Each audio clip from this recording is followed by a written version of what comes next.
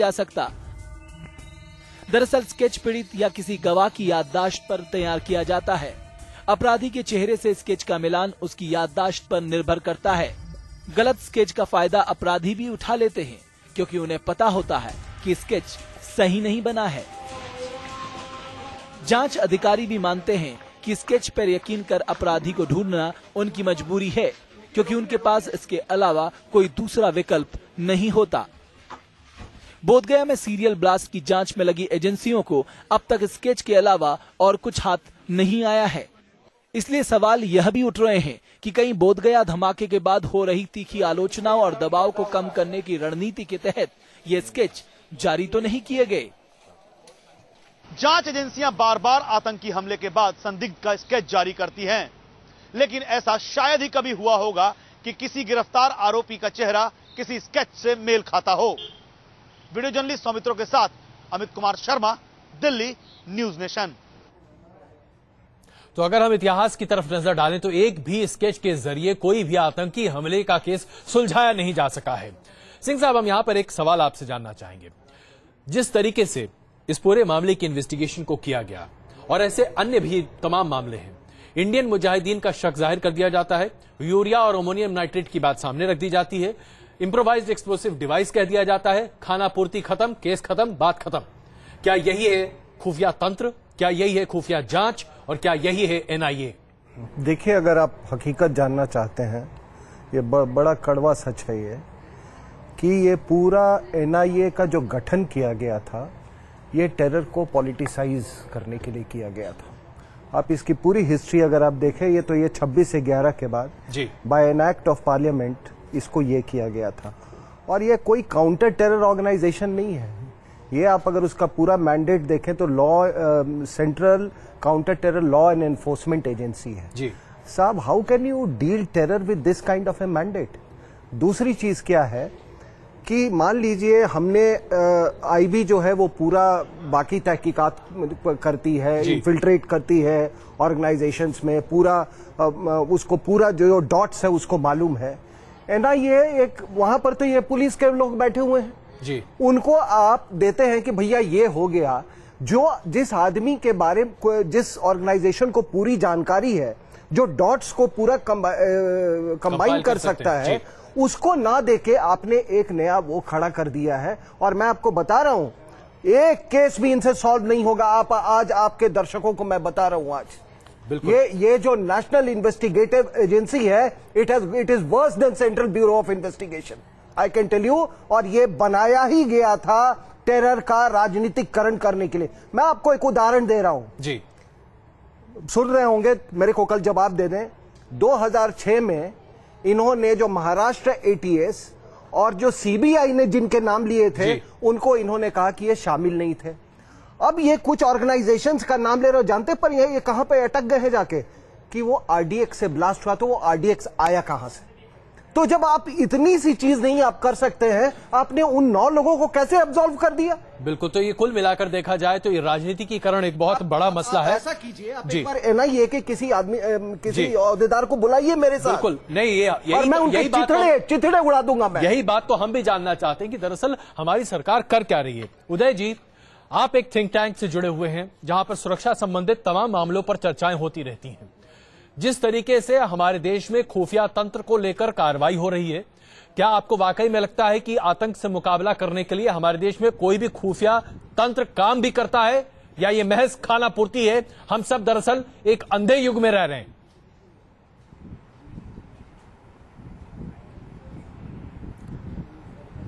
देखिए, जो मेन मुद्दा ये है कि लॉ एंड ऑर्डर एक स्टेट सब्जेक्ट है, और स्टेट सब्जेक्ट होने के कारण ये एक ऐसी स्थिति में है कि हम पूरी तरह से जहाँ पे हमें जिस चीज़ पे कड़ी निगाह रखनी चाहिए वो हम नहीं रख पा रहे हैं जी। और स्टेट कहता है कि सेंटर की रिस्पॉन्सिबिलिटी है, और सेंटर कहता है स्टेट की रिस्पॉन्सिबिलिटी है।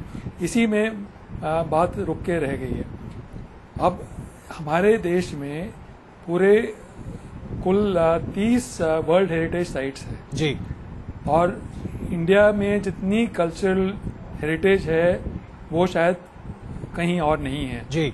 और उसको प्रोटेक्ट करना हमारी जिम्मेवारी बनती है। और आप और जगह जाके देखें वहाँ पे किस तरह का इंतज़ाम होता है सिक्योरिटी का, और हमारे यहाँ हम किस तरह से निगलेक्ट कर रहे हैं अपनी धरोहर को जी। ये हमें समझना पड़ेगा और हमें इसके लिए कारगर उपाय ढूंढने पड़ेंगे। बिल्कुल, इसमें कोई शक नहीं है उदय जी कि कार्रवाई हमें करनी ही होगी, कारगर उपाय ढूंढने ही पड़ेंगे। लेकिन दरअसल यहीं पर आके पूरा का पूरा मामला फंस जाता है, क्योंकि सरकारी एजेंसियां जांच के नाम पर महीनों और साल निकाल देते हैं, लेकिन जांच की कोई बात सामने आती नहीं है।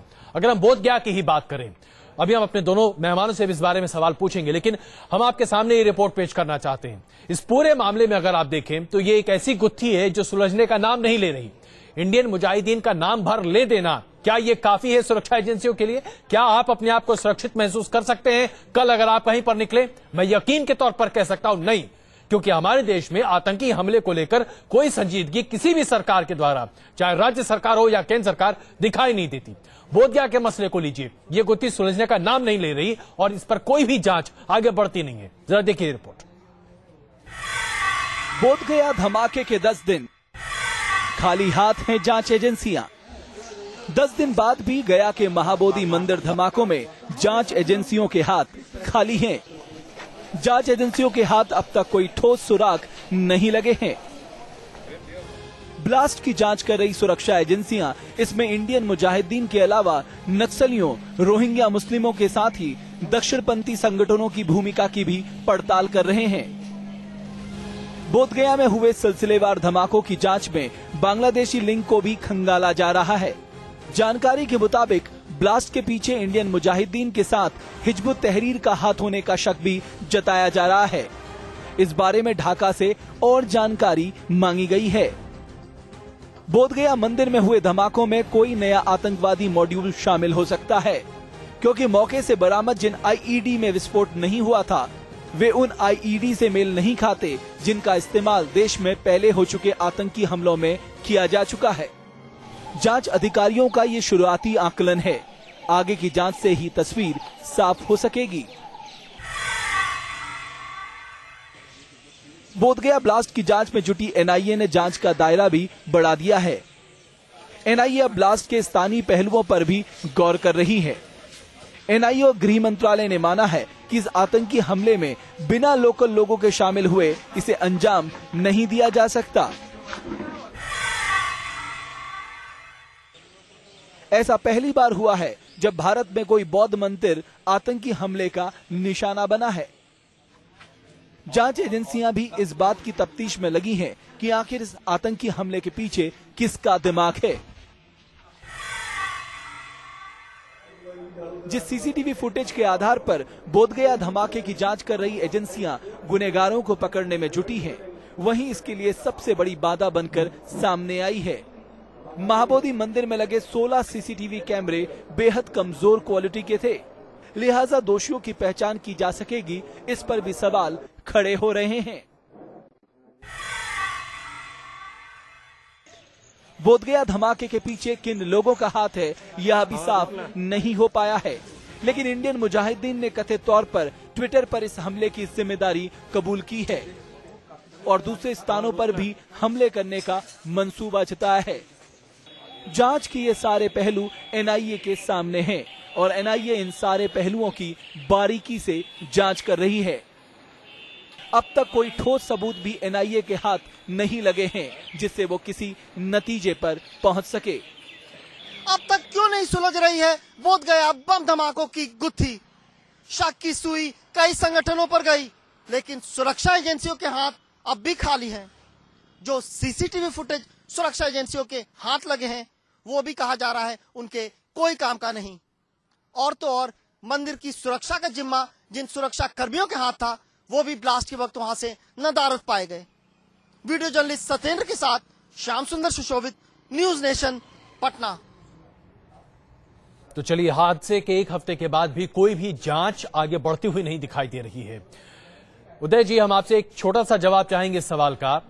इंडियन मुजाहिदीन पर बार बार हम शक जाहिर करते हैं, ये आतंकी संगठन भारत में ही खड़ा हुआ और अब भारत के लिए एक बहुत बड़ा सरदर्द बनता हुआ दिख रहा है। क्या हमारे देश में इंडियन मुजाहिदीन से मुकाबला करने की इच्छा शक्ति भी आपको दिखाई देती है?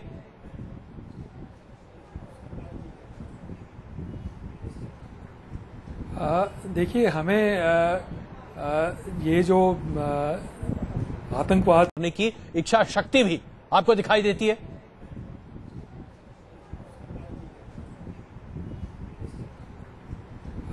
देखिए, हमें ये जो आतंकवाद से निपटने का जो तरीका है वो कुछ बदलना पड़ेगा। कुछ हमें अपना नज़रिया चेंज करना पड़ेगा और थोड़ा हमें सुदृढ़ तरीके से इन लोगों से डील करना होगा, वरना ये प्रॉब्लम आगे के समय में और बढ़ सकती है जी। और हमारे यहाँ जिस तरह से ये और वर्ल्ड हेरिटेज साइट्स हैं जी, वो हम नहीं प्रोटेक्ट कर पाएंगे अगर हम अभी से अलर्ट नहीं हो जाते हैं। बिल्कुल, यही सवाल सिंह साहब मैं आपसे भी जानना चाहूंगा। क्या आपको लगता है कि इंडियन मुजाहिदीन एक हवा बना दिया गया है, एक ऐसा संगठन जिसके बारे में कुछ पता नहीं चलता? भटकल बंधु पाकिस्तान में है, जिसके बारे में कहा जाए वो पाकिस्तान पहुंच जाता है और इंडियन मुजाहिदीन के कार्यकर्ता आराम से हमारे देश में जहां चाहे वहां धमाके कर सकते हैं। देखिए, जब आप इंडियन मुजाहिदीन की बात करते हैं तो वो तो लश्कर-ए-तोयबा का आर्म है। आपको मालूम है भटकल ब्रदर्स का जो ट्रेनिंग हुआ था वो लश्कर-ए-तोयबा ने किया था। लेकिन जो आप इस गया वाली उसके वारदात की बात कर रहे हैं, तो देखिए आईबी से एक स्पेसिफिक इंटेलिजेंस था जी। आईबी ने किसी बेसिस पे वो इंटेलिजेंस दिया होगा, वो चाहे इंटरोगेशन पे हो सकता है या उनके बातचीत के जो जरिए हैं वो उसके इंटरसेप्शन से हो सकता है, और इनके जो और भी जो इन्फिल्ट्रेशन है किसी ऑर्गेनाइजेशन में उससे हो सकता है। तो आईबी ने ये सारे चीजों पर वो करके आपको एक इनपुट दिया जी। आप बताइए कि इसको इन्वेस्टिगेट आईबी को करना चाहिए, एनआईए को करना चाहिए? तो आप मतलब ये तो कॉमन सेंस की बात है। दूसरी चीज, अरे ये सब छोटी छोटी तो कॉमन सेंस की बात है। सुबह क्यों हुआ? सुबह इसलिए हुआ क्योंकि जो अगर आप देखें जिस तरह से सबसे ज्यादा भीड़ सुबह ही होती है। नहीं, सुबह ये था कि 8 बजे के बाद वहां से जी, it is not only a Buddhist temple, it's a multi religious centre. 8-9 बजे के बाद से टूरिस्ट की वो बढ़ जाती है। The target was Myanmar, these monks. तो इसलिए सुबह को वो सबसे पहले वही पूजा करने जाते हैं, तो वो टारगेट था। These are matters of common sense. मैं आपको यही बार बार कह रहा हूं कि इस सरकार ने क्या किया है कि एक एजेंसी को दूसरे से पिट कर दिया है। सारा पहले आपने एमआई को खत्म कर दिया पुरोहित के जरिए, उसके बाद आपने आईबी जो कोर है हमारा इंटरनल सिक्योरिटी का, उसको आप खत्म कर रहे हैं।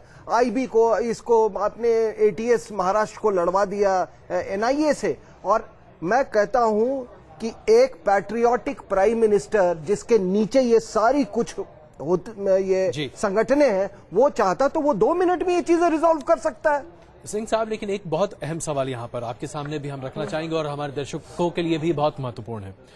हम हर बार हर आतंकी हमले के बाद ये कहते हैं कि हमारी सुरक्षा एजेंसियां पहले से जानकारी दे चुकी होती हैं, आईबी की रिपोर्ट पहले से आ चुकी होती है। 26/11 का हमला होता है, आईबी की रिपोर्ट पहले से है। उसके बाद पुणे में ब्लास्ट होता है, आईबी की रिपोर्ट पहले से है। उसके बाद फिर मुंबई में धमाके होते हैं, आईबी की रिपोर्ट पहले से है। हैदराबाद में धमाके होते हैं, आईबी की रिपोर्ट पहले से है। दिल्ली में धमाके होते हैं, आईबी की रिपोर्ट पहले से है। बुद्धिस्ट मंक के ऊपर हमले होते हैं, आईबी की रिपोर्टें हैं, कार्रवाई नहीं होती। तो इसका मतलब एनआईए या इस तरह की एजेंसियां बनाने का मतलब क्या है? फिर हम करना क्या चाहते हैं? मैंने तो कहा ये एनआईए को तो बनाया ही गया था पॉलिटिसाइजेशन ऑफ टेरर के लिए, क्योंकि इनको लगा कि एक वोट बैंक शिफ्ट हो रहा है, तो वो उसके लिए कि फैब्रिकेट करो या दबा के रखो। तो इसलिए आपको कभी सच कभी नहीं सामने आएगा। रही बात इंडियन मुजाहिदीन की, तो मैं आपको ये बता रहा हूं कि हमारे यहाँ जो पॉलिटिकल क्लास में कुछ लोग हैं वो हफीज सईद से किसी कारण से ब्लैकमेल हो रहे हैं और वो डरते हैं उनसे। आप बताइए साहब, जिस तरह से ओसामा बिन लाडेन अमेरिका के लिए था, हफीज सईद आपके लिए है। और आज आपने कभी वो कोई हफीज साहब बोलता है, कोई हफीज जी बोलता है, और आपके लोग वो जो परपेट्रेटर 26/11 का है उसके वहां वो घूम रहा है और आपके लोग वहां विजिट पे जा रहे हैं पाकिस्तान में। एक ऐसे प्रदेश का मुख्यमंत्री जिसको